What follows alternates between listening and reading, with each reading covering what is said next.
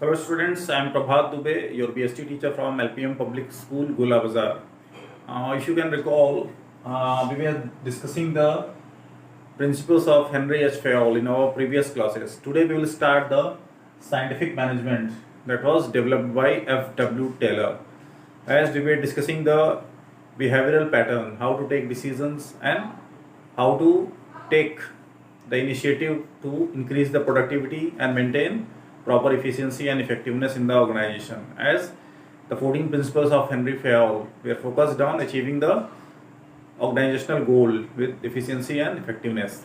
But now F.W. Taylor suggested to imbibe the scientific approach. Okay, and he devised this theory of scientific principles of management. So today we'll focus on that. First we need to know something about the personal achievements and advent of F.W. Taylor, how he achieved this remarkable feat and that made him known as father of scientific management. Okay, what was his contribution, where he started working, and what was his educational background. So we'll start his introduction. F.W. Taylor was born in 1856 in United States of America. In 1878 he joined Midwell Steel Company as a mechanical engineer. So after obtaining the engineering degree in mechanical stream, he joined Midwell Steel Company as done by F.W. Taylor and Henry H. Fayol both. Both of them were students of engineering, and they joined. One joined the crude oil and mineral extraction company, and Taylor joined the same background, and his company was in steel sector. Okay. Using his engineering background, Taylor set out scientific studies and techniques.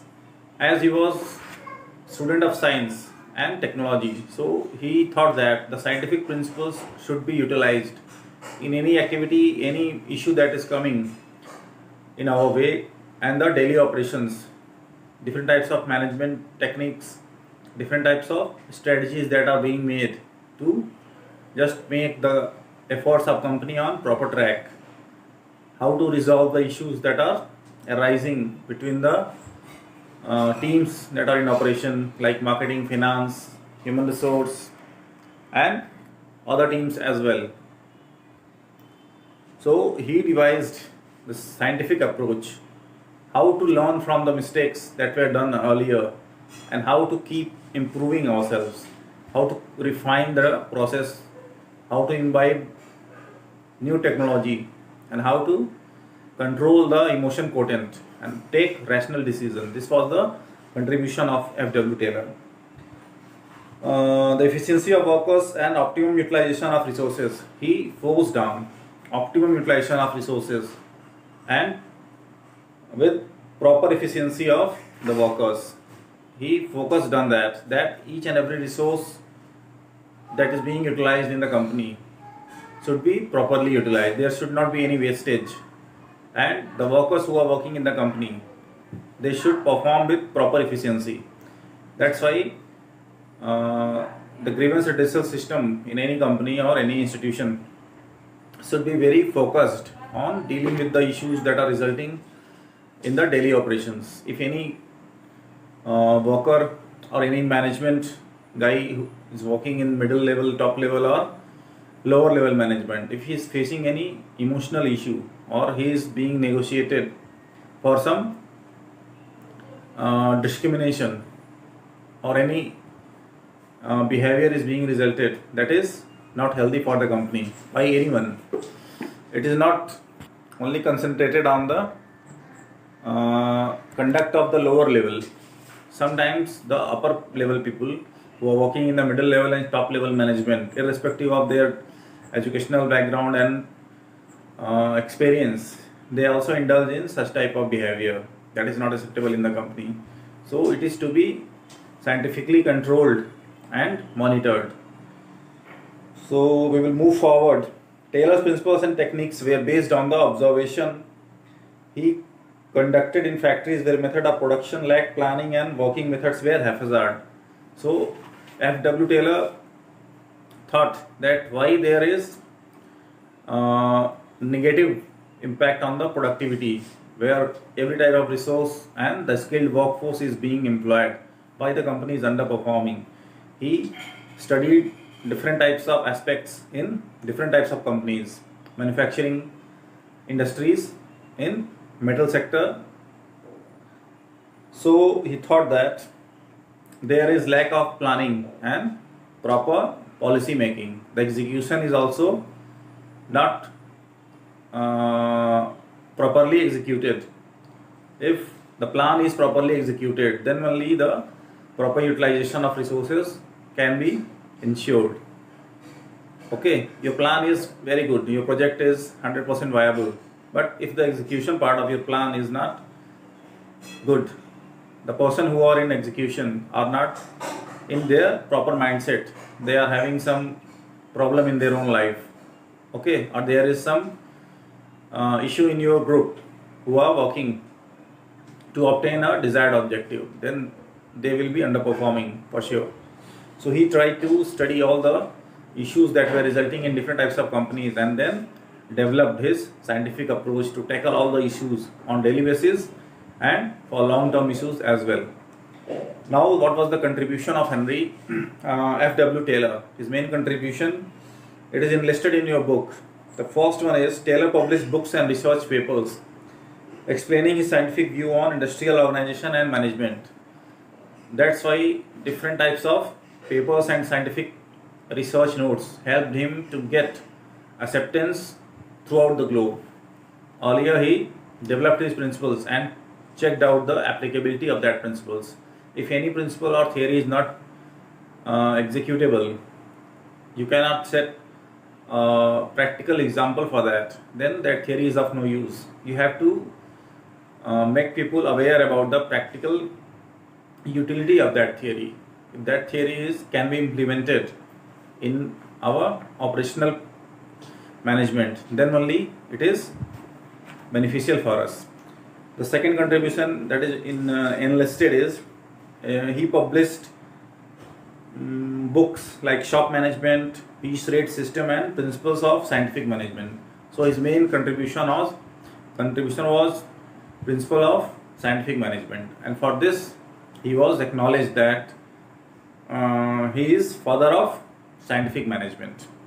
He emphasized on adoption of scientific methods to the problem of management, irrespective of the quality of the raw material that is utilized, the workforce. He insisted on using scientific approach and scientific method in place of using thumb rule. The decision should not come from the insight of the manager only. He should use scientific approach. What was the case when that type of issue resulted in any other esteemed company? We should learn from them and try to always develop our thinking. Each and every step that is being taken by the company and each and every issue that is being resulted day by day, company should learn from them and make themselves prepared enough to face that problem with more efficiency and effectiveness. If the issue results again in your company, then only the learning process is going on.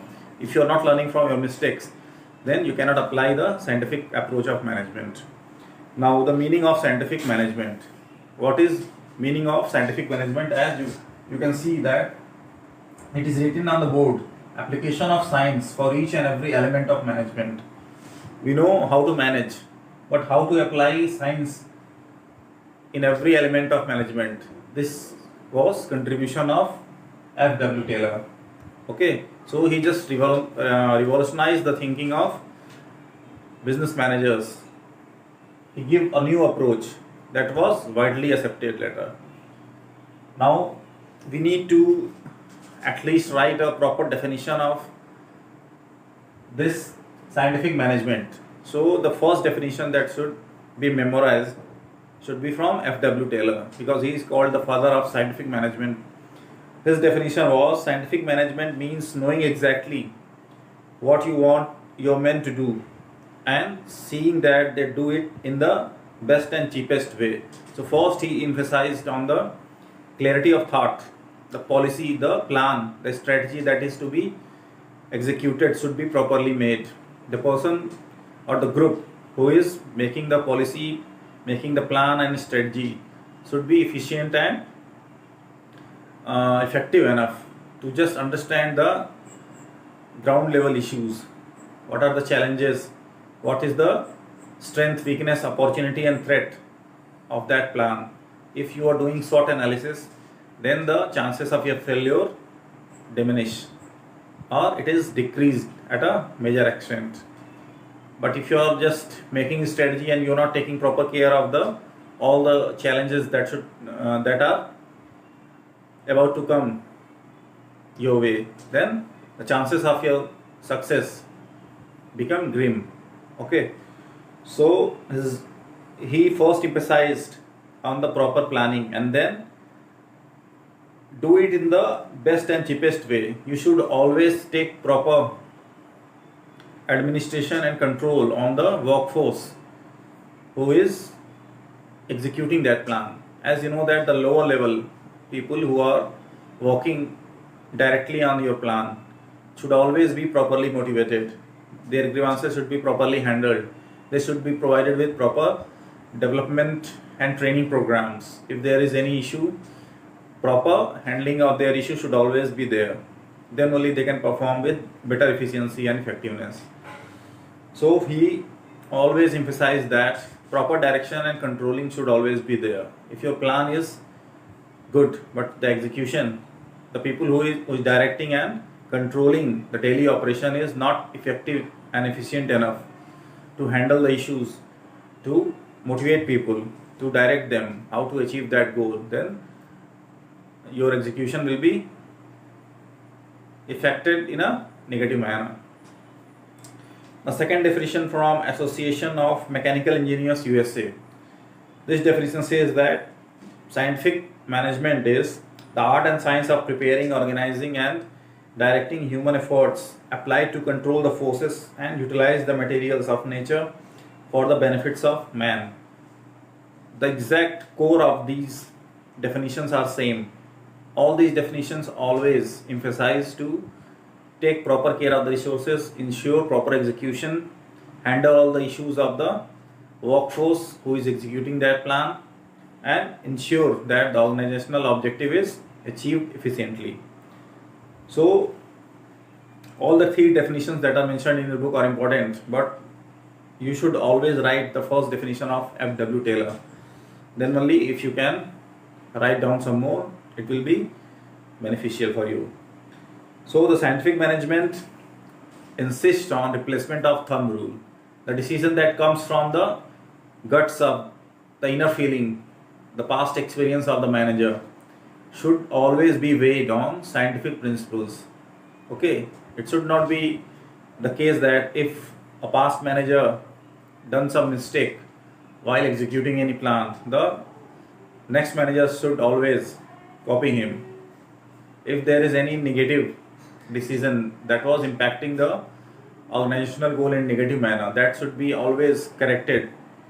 The top level group always ponder over the issues that were resulted during the company affairs management in earlier days, and always try to inculcate new techniques and new thoughts to eradicate that issue. And if the same problem is resulting, we should be prepared enough to face that in a positive manner. This is the crux of this scientific management. Okay, now we will come to the scientific principles of management that were devised by F.W. Taylor. The first, science not rule of thumb. The same thing that I was repeating again and again, that you have to imbibe the scientific approach, not only what is coming in your mind.